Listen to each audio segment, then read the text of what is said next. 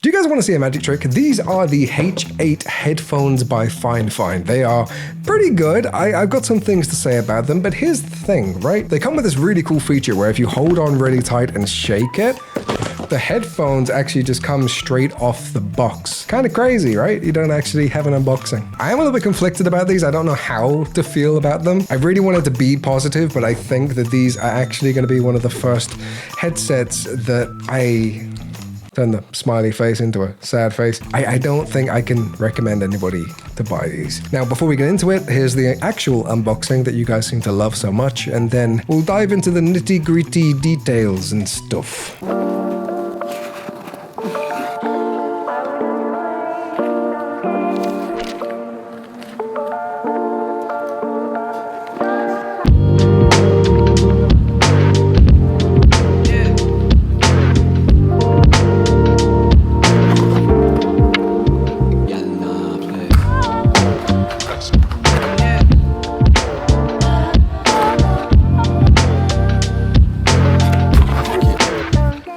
So one thing that I do like, as you saw in the unboxing, the headset doesn't actually have a dedicated built-in cable, which you find with a lot of headphones. This is super useful because if the cable ever becomes damaged, you don't really have to worry about, asking for a repair or something like that. You can just stick a new one in and you're good to go. They come with the standard 3.5mm jack, which is great. That just goes straight into your phone or your tablet. Not many phones or tablets have those, but you get the point. And then you have this guy, the big old stick-a-min-ya. This is going to be great for audio interfaces. You can stick it straight into a piano or a guitar, something like that, and you'll be able to get all of your stuff right here. And the other end is a 3.5mm jack. So that's pretty much it, to be honest, in terms of what's inside the box. And I'm trying to find something interesting to talk about with these that separates them and makes them unique. And it's got a smiley face on it. It makes you feel a little bit happier when you're looking at other people wearing them.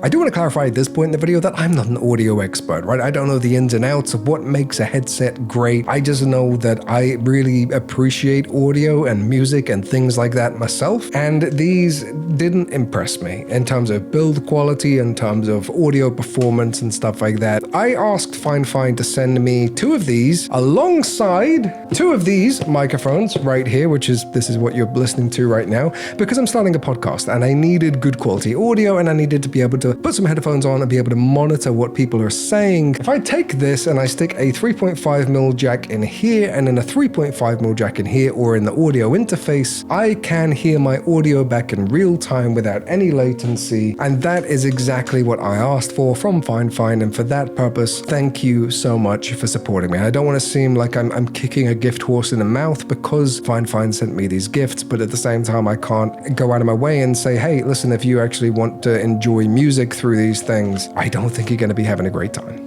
The headband is kind of like a false leather, but it feels kind of cheap. It's got this nice little threading along the side. I don't know exactly what you would call that, but it looks pretty cool. And don't get me wrong, like the aesthetic is very professional. It's got a decent bit of padding on the inside, and it doesn't seem at first glance that it's going to be particularly uncomfortable. But when you put it on, the padding doesn't really do anything for you. It prevents the pressure of like just having rubber or whatever on top of your head or plastic. But in terms of comfort, there aren't really any major benefits. The build quality pretty much everywhere on the headphones is plastic. It doesn't feel premium in any way. I don't know if the housing, the little smiley faces, these guys right here, I don't know if these are made of metal. I don't think so. It feels like a slightly harder plastic than what's used anywhere else. You can actually use that for like a little hook to like hang the headphones up.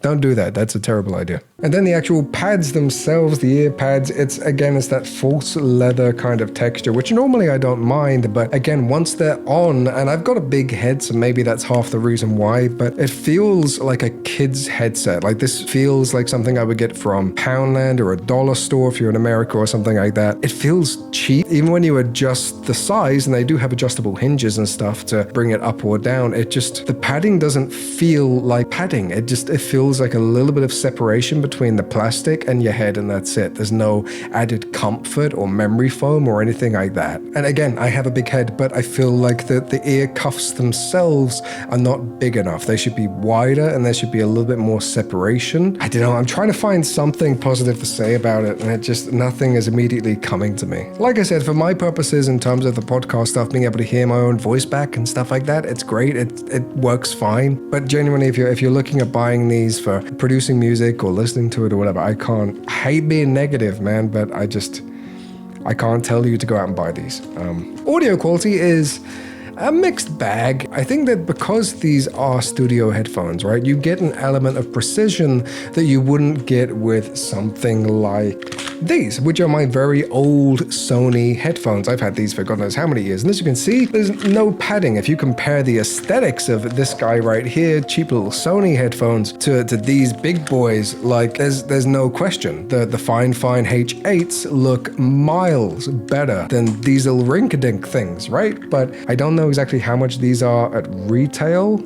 There's no model number or anything on these. What are you? My God. There actually isn't. There is no way to identify what these headphones are. But either way, these are not top of the end headphones at all. But in terms of just chilling and listening to music, I would rather use those than these. But I do notice that you can hear the bass and the snares and all that kind of stuff better with these. And I suppose maybe that's what the studio headphones are for. It's not necessarily loudness or immersion or anything like that. Maybe it's the intricacies. Maybe it's the fine little details that you wouldn't be able to hear with standard headphones. I don't know. I'm not completely putting these down. Like, I think these are a step up from kids' headphones and stuff like that. Maybe you want to buy these for a teenager who's just getting into music production or something like that. But even in terms of volume, though, like, these look like they have some big drivers, but you can't really push these very far. Another headset that I've been using for the past couple of months is the HS80 Max by Corsair. Now, this is considerably more expensive than these guys right here. These are $37. What's that in pounds? Probably like 29 pounds, 28 pounds, something like that. These are dirt cheap. These are around about 120, 130 pounds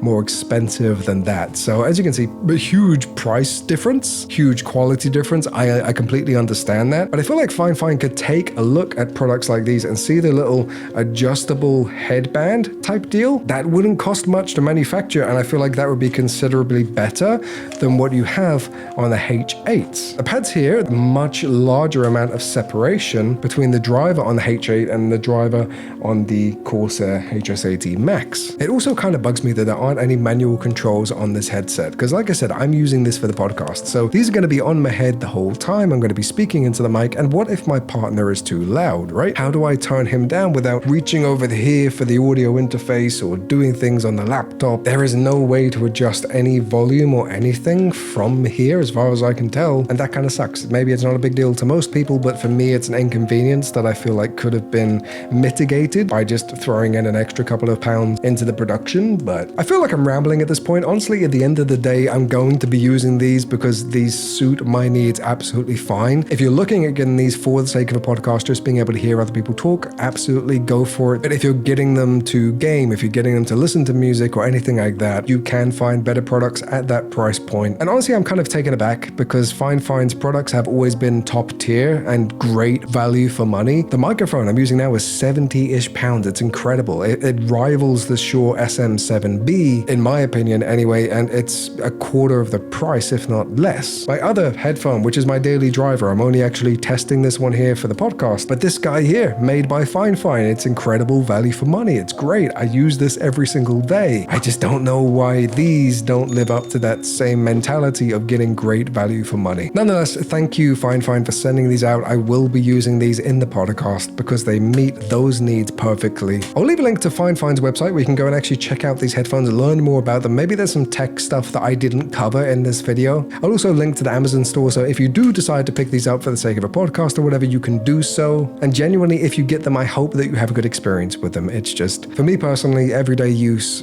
not for me. That's all for now. I love your faces. Thank you so much for watching today's video. You're amazing. You're beautiful. And I will catch you in the next one.